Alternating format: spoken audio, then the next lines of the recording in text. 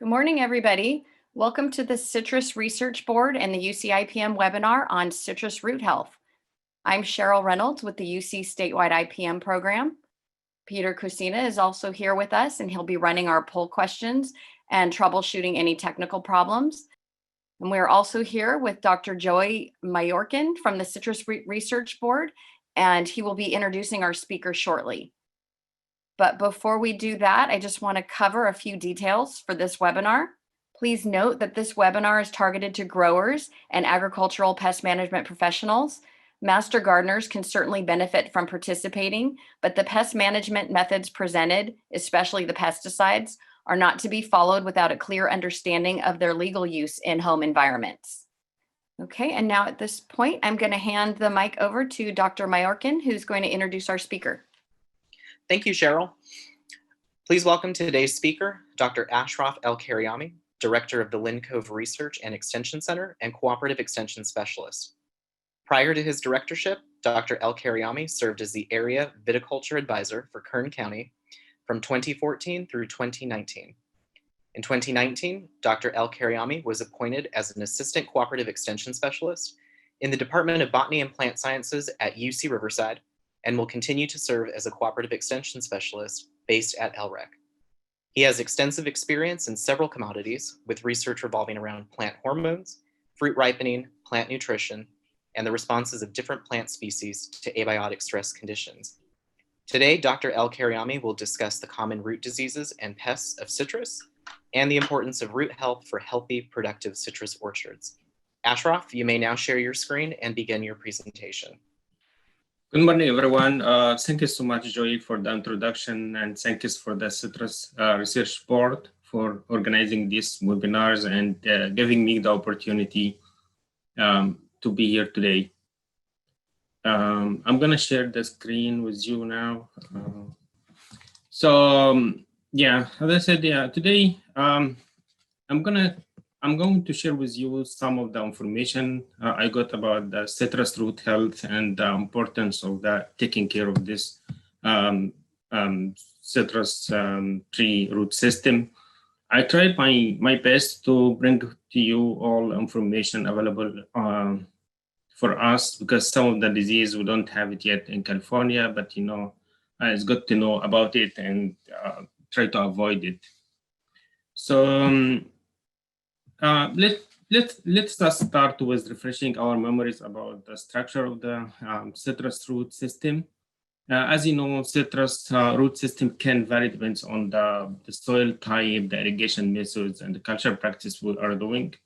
As you can see, when we shifted from the flood irrigation to drip irrigation or fungate irrigation, that changed also the root system structure.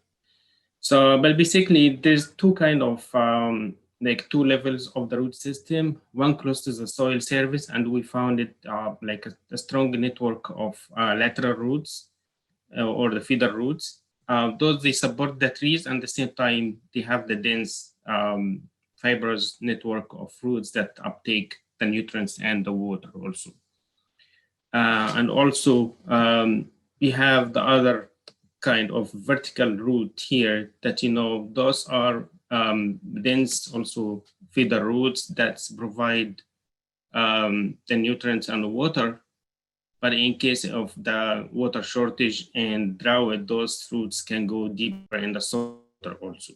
So while talking about the drought and the shortage of water, it's good to know that, the citrus trees are classified as mesophytic.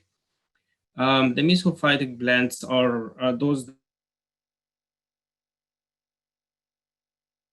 too much water, like hydrophytic plants, or cannot tolerate the extreme drought like xerophytic plants also. So it's kind of in between. You need to irrigate it, but in a good amount of water that's allow us to produce a high crop with a high fruit quality, at the same time not damaging the root system or the trees itself. Because as we'll see in the presentation, some of the disease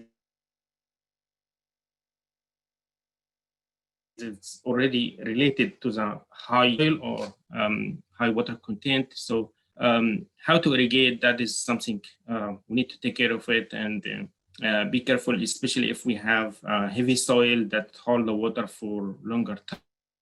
So we need to manage it very, very carefully.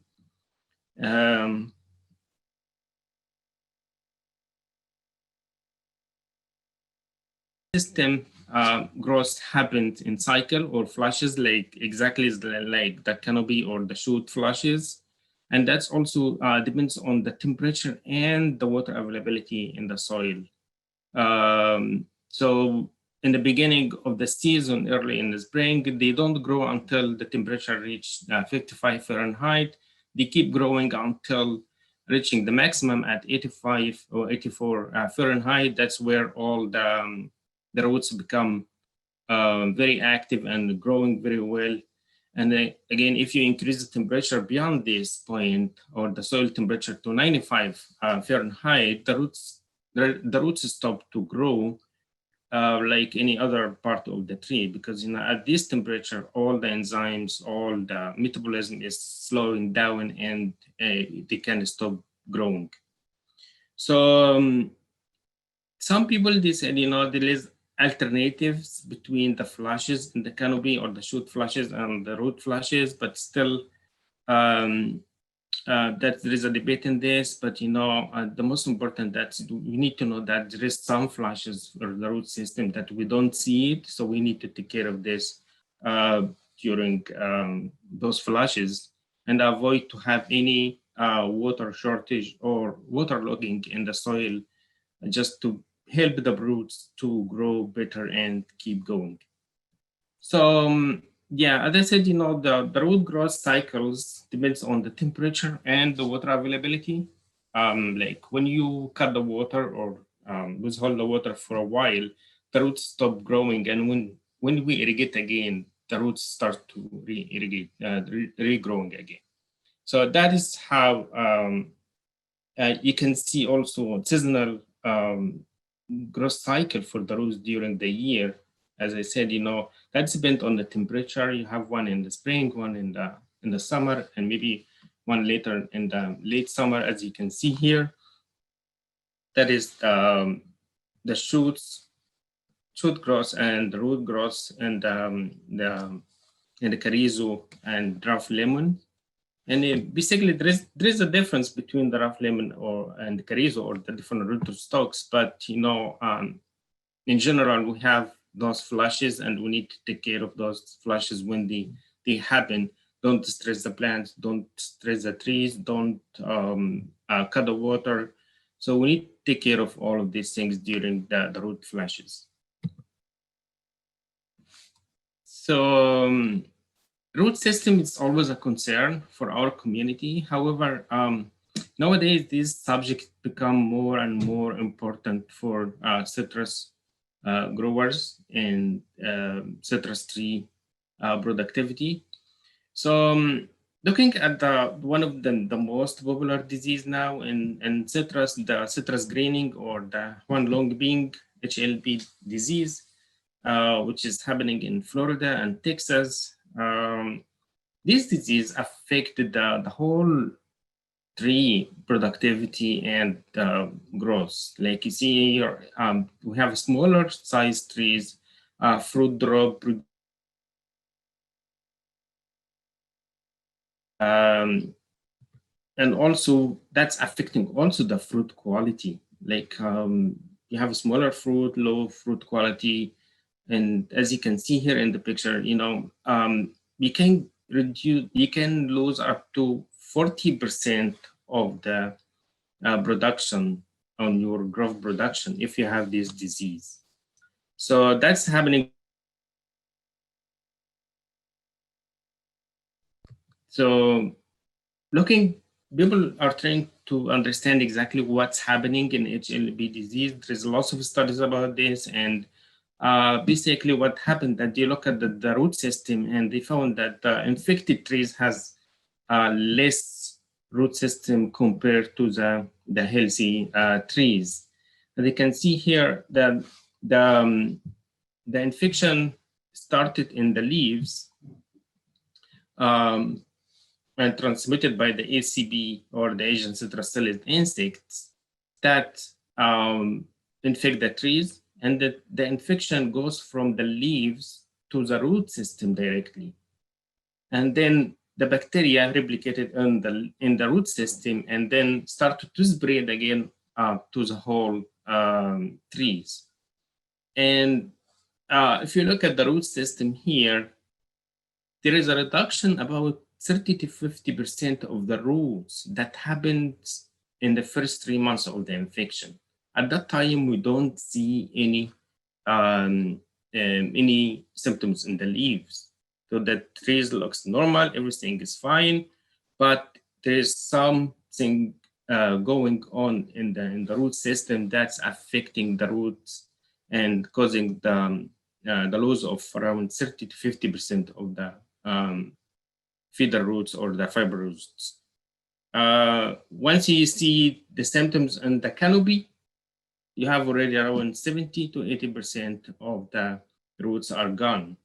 So as you can see here in the picture, almost we lose all the roots after the infection. So the first 3 months here, they are very, very important that we don't see any symptom in the canopy, but the bacteria is working on the roots and stopping or killing those roots.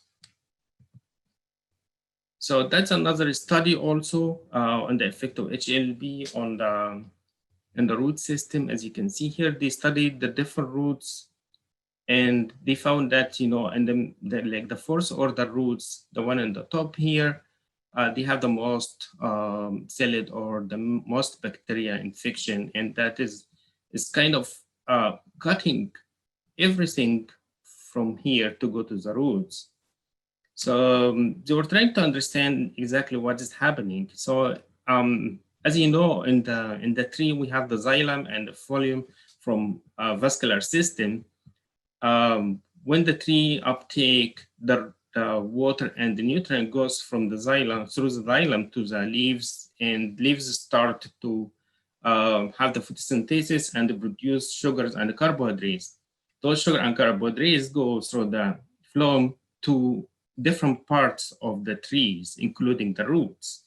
So what they found in the HLB disease, that the infected trees has something bad in the phloem. So somehow these bacteria cause a collapse of the phloem. So it's kind of girdling the trees. So the sugar and the carbohydrates cannot go to all different parts of the trees. It's just, you know, stopping everything to go around. The leaves have the photosynthesis products and the sugar, but when it goes through the phloem, somehow they stop and they don't reach the roots. That's how this disease is affecting the roots. So it's kind of girdling. We all know the girdling when you just cut a circle of the bark of the tree for some reason. We do it for some reasons, but you know, when it happens here and for a long time, that's affecting the transport of those sugar and carbohydrates from the leaves to the root system and different part of the tree. And that is where, you know, this disease is affecting the whole canopy, all the trees. So as you can see here, that's the difference between the healthy stem and the infected stem. And you can see the phloem here, it's collapsing. It's somehow collapsing, and it's not transporting any nutrients or any carbohydrate or sugar to different parts of the trees.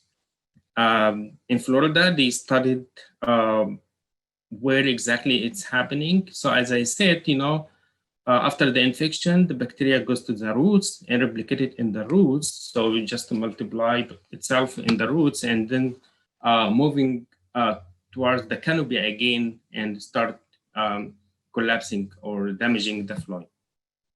They said here, when you go from the older to newer leaf petals, they have more collapsing in the phloem. So it's kind of when the bacteria goes from the roots to the whole canopy, started damaging this vascular system, so it stopped transporting any carbohydrate or any sugar.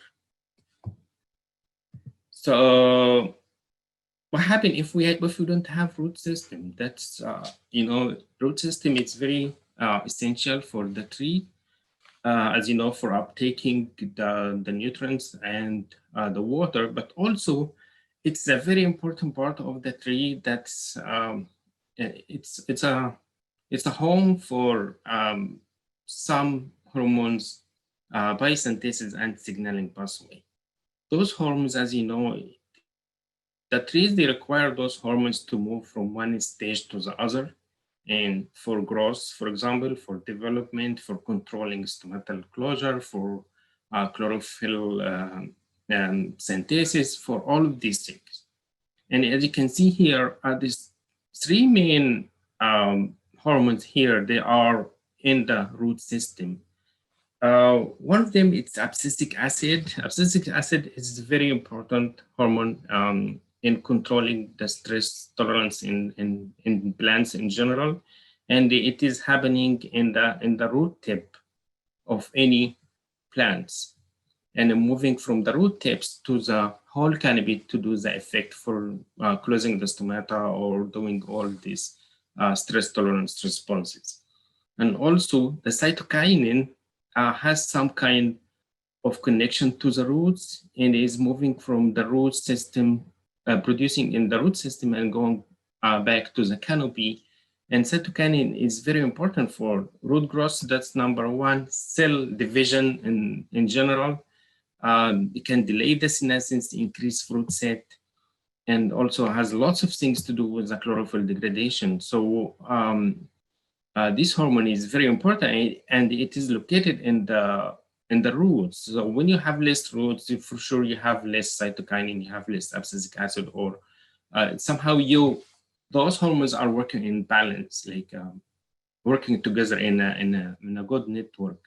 When you remove one, you create imbalance in the hormone that disturbs the whole tree. Auxin also, it's a kind of promoter hormone that's also promote the cell elongation, retard the abscission, can improve also increase the root growth and shoot growth. So the root system is not only for uptaking, but also for sending some signals and hormones to the whole canopy so it can grow in a good way and keep productive trees.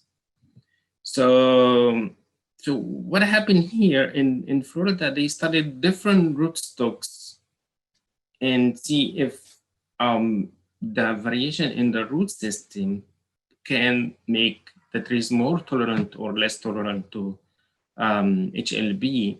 As you can see here, all these are different rootstocks here, and you can see that when they reach like 5, that is a high tolerance to HLB, and 1 it's or 0.5, that is the lowest tolerance to HLB. So they have so many rootstocks, and they studied all of this, and currently they have some outstanding rootstock that can be used also to control or to reduce the effect of HLB in citrus. Lots of people from California working with researchers from Florida, and we were trying to test some of those rootstocks here in California, and also study the fruit quality, because you may have a good rootstocks, tolerant rootstocks to HLB, but that can affect also the quality in a bad way. So we're trying to work with them and see, test some of those rootstocks here in California. So also in the HLB infected trees, there's you notice that in addition to the hormonal imbalance, they notice some nutrient deficiency in the leaves and in the canopy, including zinc, iron, and manganese. Also, those are less in the canopy of the infected fruits. Some hormones, as I said, there's some higher abscisic acid, ethylene, and also indole acetic acid is high. And you know, those hormonal and nutritional imbalance cause the tree to act not normally and not producing whatever it should produce. And they were trying to use either nutritions or hormones to make the trees more tolerant to HLB.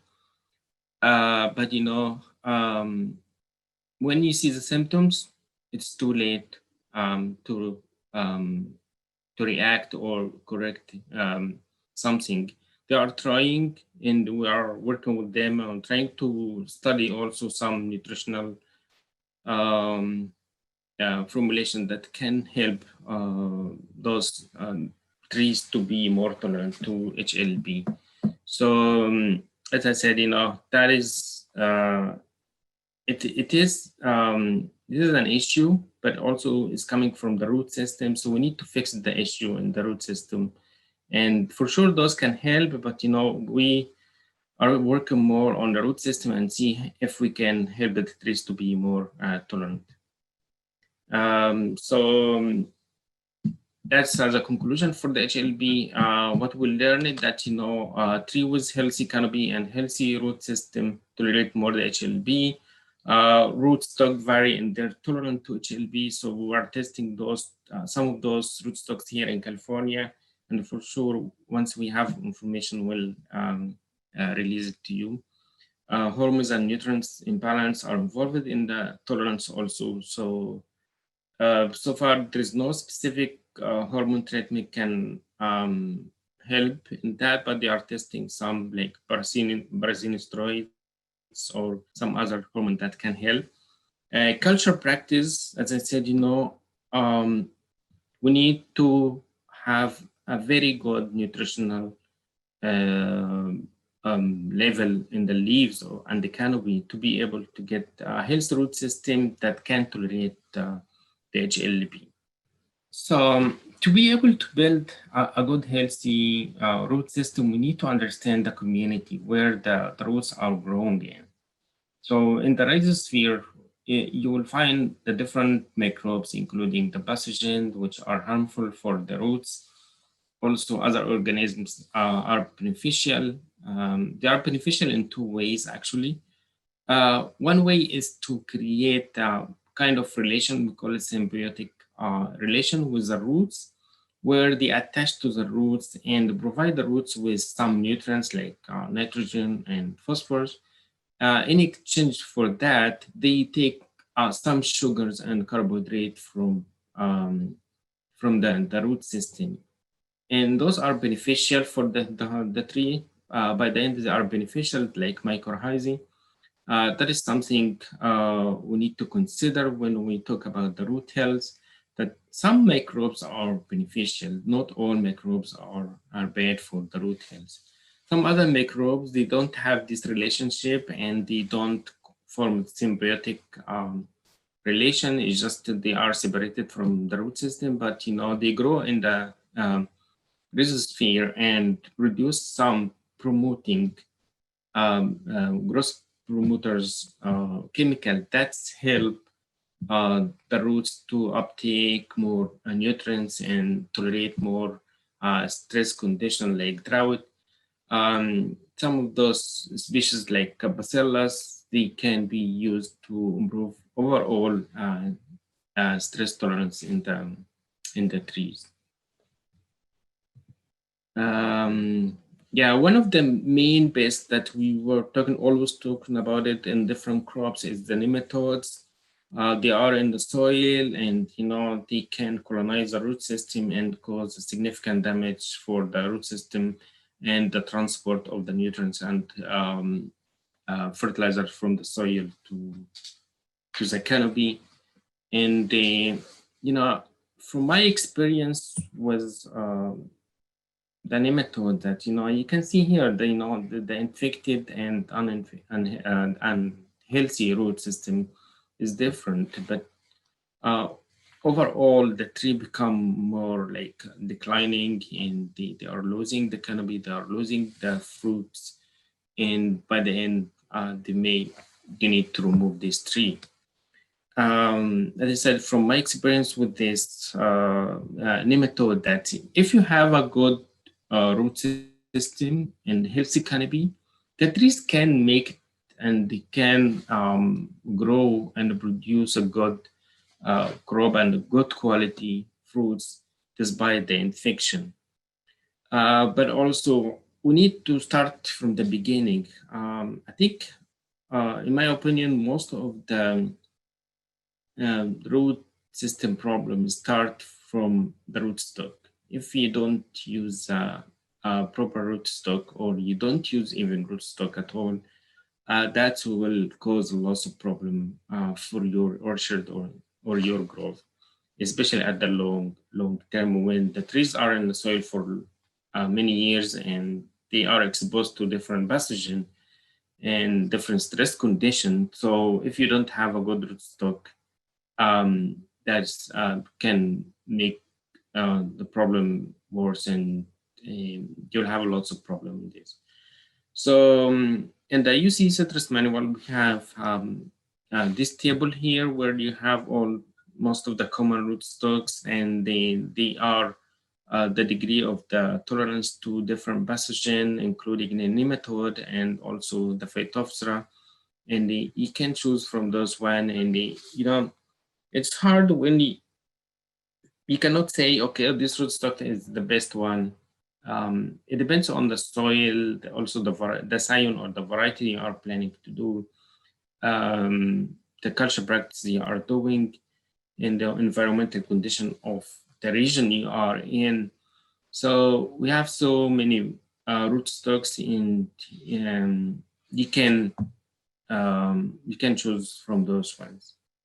And also, in addition to rootstocks, you need just build a good canopy with a good root system that will help the trees under any condition. Always, we need to look at the nutrients and irrigation scheduling and see how we can make it optimum for our tree under our condition. Something also we need to do is just don't overcrop or overload the trees in the beginning of their life cycle. Like in the first few years, don't let lots of fruits sit on the trees so they get exhausted. So that's something also we need to take care of it. Another root disease, the Phytophthora. Phytophthora is also a fungal disease, and it is soil-borne, so it's in the soil. It can attack the roots and kill the feeder roots or the fiber roots, and cause some damage in the bark of the trees also. You can see it also in the fruits. They cause some brown rot in the fruits. Phytophthora is, I think most of us, we got it and we can control it really well. Also, the rootstocks, that's number one. And also watering. You don't need to get the water very close to the trunk, so they can generate more spores and infection in the orchard. Also, avoid any trunk damage that can be exposed to the fungus. So those are the things here that you need to take care of, just to improve the tolerance to Phytophthora or avoid any problem with the Phytophthora. I think the level of the Phytophthora infection now is very low in California, because we know now that we choose the rootstock that's more tolerant, and we try to optimize our culture practice to avoid any overwatering or any water close to the trunk. Another thing that I need to talk about it, the citrus dry rot, root rot, and that's caused by the fusarium.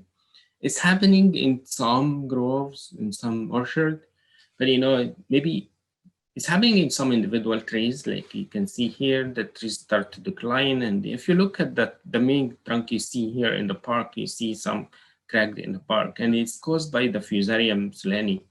It's a fungus that's present in the soil for, all the time, but sometimes they decided to attack the trees. Why they do that? Maybe the trees are weak, or the root system is not healthy enough to defend or to be more tolerant to the infection. As you can see here, when you cut the main trunk, you see the coloration of the main trunk here. Okay, and by the end, we have the decline like this, and that's affect for sure the root system, affecting the productivity also. To manage this, we need to avoid any exposure to any other abiotic stresses. Again, if you have a very good healthy root system, you can tolerate this kind of disease. And also check each individual tree in the grove. We need to walk in and see if it's something bad, or maybe there's shortage of water in one of some individual trees. You need to take care of that, because when the trees are exposed to some abiotic stress, that's make them more susceptible to other diseases, especially the fungus, or if the root system or the bark or the trunk is damaged. So that's make a window for those fungus to go in and start grow. Most of the disease, you need some kind of window to go inside the trees and infect the roots. As I mentioned in the beginning, nutrients are very important to build a good, healthy root system for, for example, here, the reduction in calcium, that's one experiment. A reduction in calcium resulted in reducing the root system, as you can see here. So calcium is one of the main nutrients that involved in the root system development, and also it's very important for the plant cell, because it's involved in the biosynthesis of the cell wall. So when you have a good cell wall with high calcium or pectins, that will make the trees more tolerant to the other diseases. So it's like when you have a good wall surround your house, you'll be protected from any other anything around you. So it just, the calcium is involved in the cell wall components, and it's improving the tolerance to abiotic stress. That's another experiment. They did it using the carrizo and the trifoliate. For sure, there is a difference between the carrizo and trifoliate. Most of us know that. But, look at the boron deficiency. When you have less boron or very low boron concentration in the soil, as I said, that causes the roots to stop growing or not growing normally, because boron is one of the essential micronutrients for the trees. So when you get the analysis or the leaf analysis, you need to look at the boron and see if they have any problem with this or not. Not always, try to avoid the boron, but again, if it's very low, you may need to add it. Another nutrient is the magnesium. Magnesium is very, very important also, especially that it goes inside the chlorophyll molecules and start to have more chlorophyll content in the tree that has magnesium. So when you lose the magnesium, or you have deficiency in the magnesium, you may have chlorosis and decline in the trees. I have seen some cases where if you have magnesium deficiency, you can completely lose the tree. And that also is going to the roots. As you can see here, the root system is low when you have lower or have magnesium deficiency. So that's a nutrition and hormones. Just as I said, a small quantity of boron is necessary for cell division, hormone synthesis, protein synthesis, flowering. That is very important for the trees. Zinc also, it's one of the main micro element that goes in the synthesis of some hormones like auxins. Also, it's involved in cell elongations, enzyme activation. So some of those, most of the micro elements goes in the enzyme activation. They act like cofactors to improve the enzyme activities for some, say, for example, for any metabolism inside the trees. So that's how those nutrients affect the whole trees. Manganese also is required for the coenzymes or cofactor for just try to avoid any oxidative stress response in the cell and the chlorophyll synthesis. As we saw in the picture of the boron, you know, the rootstocks affect the nutrient level in the leaves. So when you have different rootstocks, you expect to see a different level of nutrition in the leaves. As you can see here, that's one of the very old books that I read. It was about how these rootstocks are affecting the nutrients level in the leaves. And we need to be aware of this and see where we are. So if you have one variety on different rootstocks or two rootstocks, so you should treat them differently in the nutrition level and fertilization and even the irrigation. Some of them, they require more than the others. So that is just one example of how the rootstocks can affect the nutrition also. That's one reason also why we are testing more rootstocks here under California condition and see if we can, you know, just reduce the use of some fertilizer using rootstocks. Something also I need to talk about is the lifespan of the root system. So like from where they start to grow until they die, this length of the life of the root system also it's controlled by different factors. Like as you can see here, there's some conditions that make it longer, like moisture, temperature, and all nutrition that we add to the trees.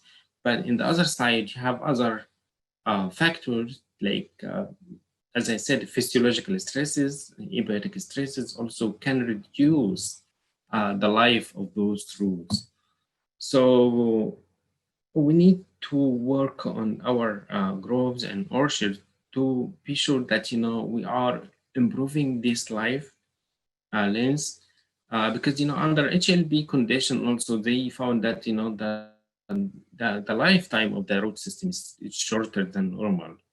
So if we try to help those root systems to stay longer time and make it healthier, that will help our trees to relate the different pathogen, different stress condition, how we can improve it. I mean, for sure, you know, if you take care of the nutrition, the fertilizers, they do all this leaf analysis and nutrient analysis in a regular basis, that will help you keeping the optimum condition for those roots. So you do the soil analysis and the leaf analysis and compare them in a regular basis and just keep track of those things. At the same time, also, we do work on the pathogen in the soil and try to suppress the pathogen, try to avoid any other condition that's promote the infection.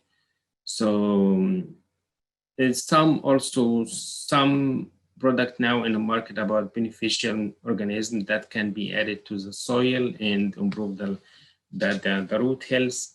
So that's also another area some people are working on right now, just to increase those beneficial microbes in the soil. And also we have another project on how the organic material in the soil can improve the beneficial organism. You know, also the cover crop can another option. It can be another option to increase those beneficial organisms in the soil. So it's basically just trying to help the root system to live longer and without any stress. So, in conclusion, we need to understand the situation. As a grower or BCE, you need to look at the situation you have, you look at the growth and look at the soil and nutrient. And I'm sure all of us do that on a regular basis, but just to remind you that, just keep working on this. I know it takes time and, just money, but, that is, we need to take care of this right now. And, the root system is very important, especially under this condition of HLB and other diseases, and we need to take care of that. And also maybe, just go for the normal, classical method of checking the root system by just digging a trench beside the tree and see how it looks like, the root system, how it looks like. And also, I would highly recommend using the rootstock that's suitable for your condition, for your variety, for the quality you need. And we're still working on those rootstocks, new rootstocks, and see how we can provide you with more information about this. Nutrition and irrigation management, it's one of the main things that we need to take care of it right now. That what we learned from Florida, that the trees with optimum nutrients and optimum irrigation scheduling, we can tolerate more the HLB disease. Avoid any abiotic stress, as I said, just try not to stress the trees, not to overwatering or just expose them to the drought so they can less susceptible to any other disease. And also, we need to act very early. If you see any disease, just act early and try to treat as early as you can, or check the trees. The tree in the middle here, that's where we don't want to be in. We don't want to reach this kind of tree it's useless, has no fruits, no productivity, and because of the root system is not working. Once we do that, we'll have a healthy root system, and even you can use less nutrient because when the trees absorb most of the nutrients you add, so you can save on leaching the nutrients. When you have a healthy root system, you improve overall nutrient uptake and assimilation also. Some of the nutrients, they get converted to other chemicals inside the roots, and those chemicals are very important for the trees and move towards the canopy and be used by the canopy. So the assimilation also of the nutrition, it can happen in the root system as well. And overall will enhance the growth and the productivity of the trees and increase the tolerance to biotic and abiotic stress conditions. Still, all the researchers in California work on those issues here, and we're trying to have a comprehensive solution for the root health problems. But we're doing fine, but we need to do best, especially if we are, we're facing now the HLB disease. Until now, we have it in the residential area in the Southern California, but we need to be ready in case something happens, So if you have a good health root system, you will have a high tolerance to HLB. With that, I would like to thank you so much for your attention. Thank the CRB again for organizing this webinar series. And then please don't hesitate, if you have any questions, just contact me at this email. Thank you so much. Thank you, Ashraf. We do have several questions, but before we get to those, I'll pass this back over to Joey. And if you want to close out, and then we'll get back to some of our final announcements and then back to the questions. Sure. Thank you, Cheryl. I would like to thank Ashraf for sharing this information with us today, the University of California statewide integrated pest management program, and our participants for joining the Citrus Research Board for today's webinars. Recordings of these webinars are available on the California Citrus Research Board YouTube channel. For more information about upcoming CRB events, please visit our website at citrusresearch.org. We hope you have enjoyed this webinar series, and we look forward to seeing everyone in person next year. Okay, and so I'm going to go ahead and get to some of these questions. We have several in the Q&A, so we will get to these. All right, so one of them, what do you mean when nutritional optimum will tolerate against HLB? Does it mean prevent infection, or does it mean if the tree is infected but will not be affected so badly as to weaken and eventually kill the tree? Okay, when I said tolerant, we need to distinguish between the tolerance and the resistance. The resistance, that's where you prevent or the tree become more immune to the, it's not immune, but less susceptible to the infection itself. Tolerant, where the trees can have the infection but overcome the infection. That's when I meant increase the tolerance by making the tree will be more have more ability to grow over the infection and have better canopy. So you have the infection inside the tree, but the trees are doing better, and that's why what they are doing now in Florida. In Florida, in the beginning, they started removing the trees completely, and now they stopped. They said, we're gonna stop removing the trees and try to increase the tolerance by adding more even foliar nutrients, or trying to adjust the nutritional program that we are using, the watering, the irrigation, even spraying some hormones, as I said. So they are more now on increasing the tolerance. We have the infection, but the tree can do better if you take care of the nutrition. Okay, there's another one. When will some of the HLB tolerant rootstocks be released to the CCPP for general use and grafting? Right now we are testing them here in California. I'm not sure this question can be directly to the CCPP, and they can, I think George's Vidalakis from UC Riverside, he's the one who's dealing with this, and he can answer this question, but I'm not sure when. Okay, another one. What is an example of a symbiotic relationship? Symbiotic, as you said, the mycorrhizae, that is one of the main one we are working on it right now, where the mycorrhizae attach to the root system and provide nutrients. At the same time, they are taking some carbohydrates from the root system. But the benefits of those mycorrhizae is more than the carbohydrate they are taking. So that is the most common one now. Okay. Do you recommend a plastic covering over the lower trunk on young trees and older trees? We do it in the younger trees just to prevent, for more than one reason, just to avoid interacting with the water. That's number one. Help them from the sunburn also while they are young.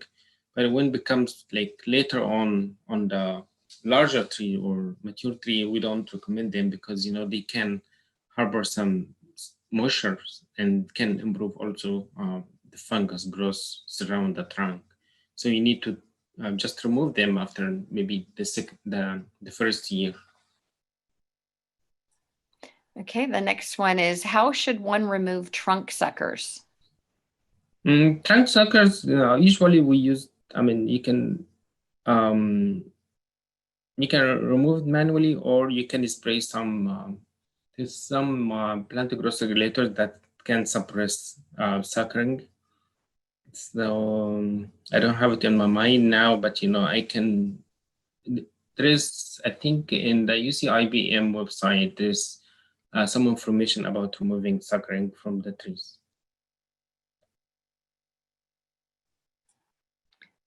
Okay, what are ways to increase microbial and symbiotic fertigation of nutrients and optimum irrigation plan?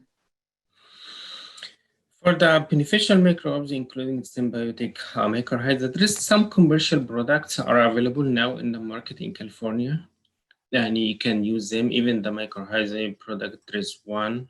I think there's more than one biological microbes that can be added to the soil through fertigation. For the irrigation scheduling, there's more also than one tools now. There's so many companies now in California that provide irrigation scheduling, and everyone choose what they prefer. I cannot recommend one, but we have several options in the market now for scheduling irrigation, and it's hard to recommend one over the others. Okay, going back to the slides on dry root rot, one slide showed vertical markings where the trunk was damaged. And are those markings peculiar to dry rot? Yes, they are, yeah.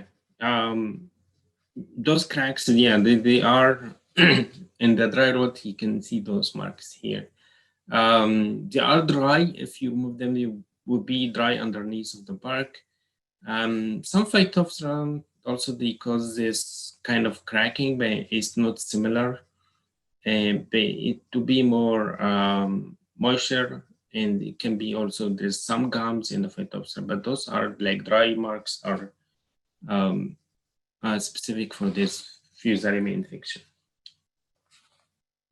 Okay, another one. When you see roots above the soil level, is it critical to cover with more soil or mulch, or is it okay for them to be exposed? No, it has to be covered. It has to be covered. Exposure of the root system to the air and for any other any environmental condition that will harm the root system. It has to be covered completely.